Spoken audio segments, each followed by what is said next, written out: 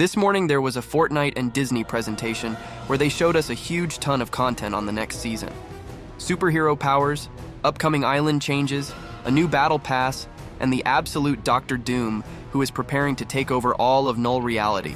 Hey everyone, it's Philly here, and it looks like this time Epic Gaming decided not to sweat the teasers for the new season, so they released everything at once. On the other hand, we are better off, because now I will reveal all the secrets of the 4th season of Fortnite.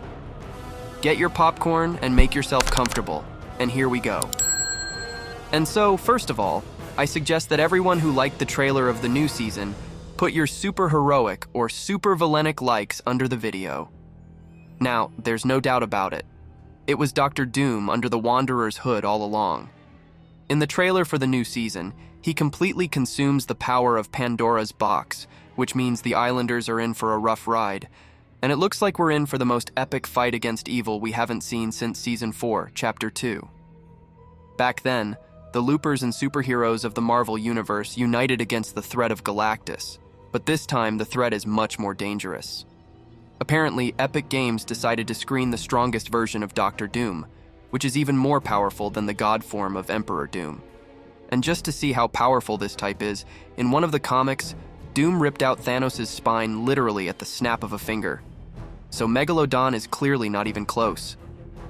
The Avengers could use some help here, and judging by the trailer, Magneto's plan succeeded. Using the rift beacons, he managed to bring the first group of superheroes to the island. However, the Islanders are also gathering resistance. Jones has dug up a Captain America costume somewhere, and at this point, you can see a reference to the last battle from Avengers Finale.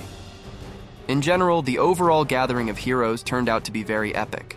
Dr. Doom doesn't sleep either, and while we're assembling our superhero team, he's assembling supervillains from different universes. I was especially surprised by Meowskull the Sabretooth, who for some reason decided to join the evil side. Also, in Dr. Doom's team, there are Mysterio and Emma Frost, who and more than once became a real problem for superheroes. And that's not all. In the trailer, Doom breaks into Raft Prison, where the most dangerous villains are held, to join the ranks of his allies. So Mysterio and Emma Frost aren't the only villains we'll be facing. And as many have already realized, most of the characters from the trailer will appear in the new Battle Pass of the 4th season. Traditionally, there are 7 skins in the main part of the Battle Pass, and one additional one. This time it will be Doom Lord. On the first level, it will be possible to get Gwen Poole, on the 20th Warrior, on the 40th and 60th Banana Wolverine and Emma Frost. On the 68th and 8th levels, we'll open Captain Jones and Mysterio, and fully pumping the Battle Pass, we will get Shuli in Black Panther armor, which looks pretty cool. But that's not all, because during the 4th season, more and more villains and heroes will arrive on the island. A few days ago, data mainers even shared the news that there will be a separate tab in the store for this, where there will be skins from the Marvel Universe. Now we know that we will eventually have the full Fantastic Four lineup. Also, Epics are working on a new skin for Deadpool's fish stick, and I already want to buy it. It's going to take a lot of V-Bucks, and you can buy it all using my FillyFishy creator code. So, with the Battle Pass and the season starter more or less sorted out, that means it's time to get to the gameplay part of the trailer, and there's plenty of room to go around. First of all, superpowers will finally return to the island. So far, we have information about 6 such items: Captain Jonesy's shield, Warrior's satchel, Black Panther's claws, Iron Man's repulsors, Mysterio's magic, and Dr. Doom's gloves. And let's start with the Captain's shield, which hasn't changed much since Avengers Finale mode, except that now his attacks ricochet to multiple targets. Otherwise, it's a good old shield that can be used in confrontations, and in case of danger, you can always hide behind it. In general, the thing is interesting, but the Warrior's satchel is something new. Well, it's new. It's more like a mixture of Iron Man's repulsors and an iron turret. While we use the repulsors to shoot at one enemy, our railgun on our shoulder takes care of the others. Judging by the interface, there will be 8 of these guided charges. But it's hard to say what the damage will be, as Epics hid these values in the trailer.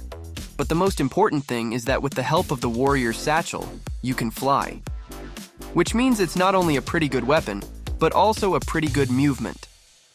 Black Panther's claws have replaced Wolverine's claws. The claws can be used to make quick dashes from enemy to enemy, But that's not the main thing.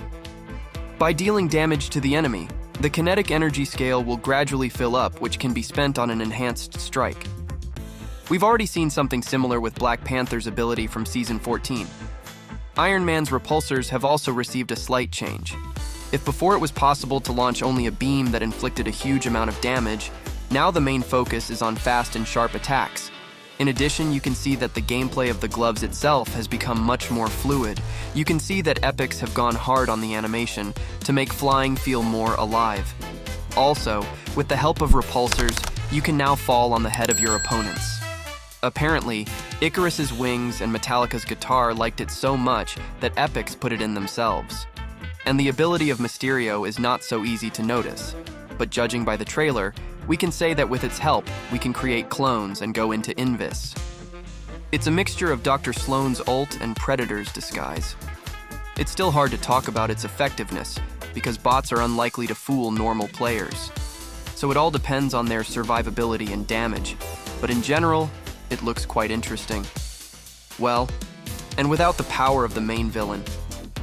Dr. Doom's abilities have been noticeably pumped up since his last appearance. Now, the wearer of the gloves can briefly fly into the air, releasing a beam of dark energy. And judging by how quickly buildings are destroyed, this thing does a lot of damage. However, for such power has to pay for its immobility.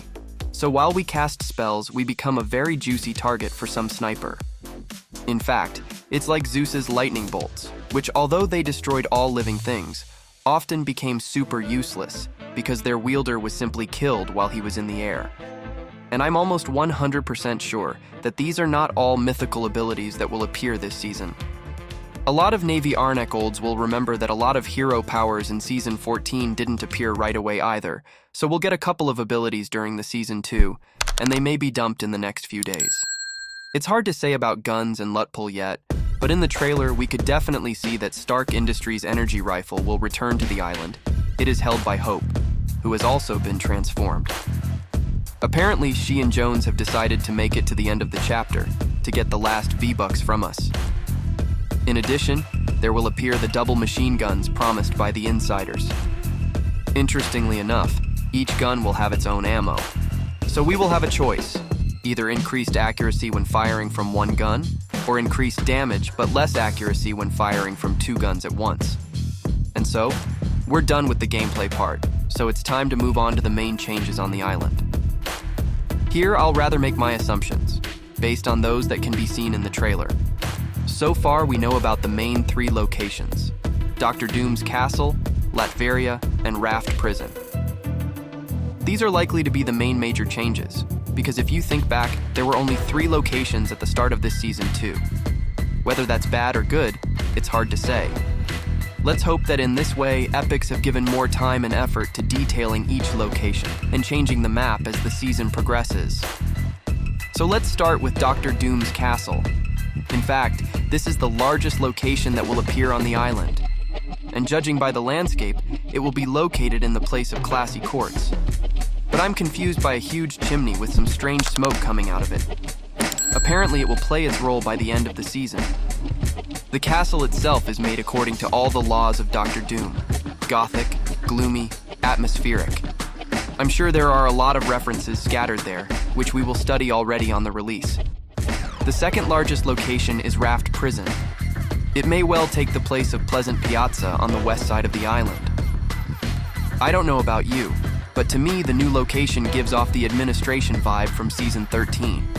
The same gloomy style, and the location itself is located on an island surrounded by water. The third location is Latveria, the state of Dr. Doom, which is located on the same location. If there is one place on the island where Dr. Doom is most respected, it is here. The streets of this small town are lined with statues of Dr. Doom, and every building has a flag with the logo of their ship on it.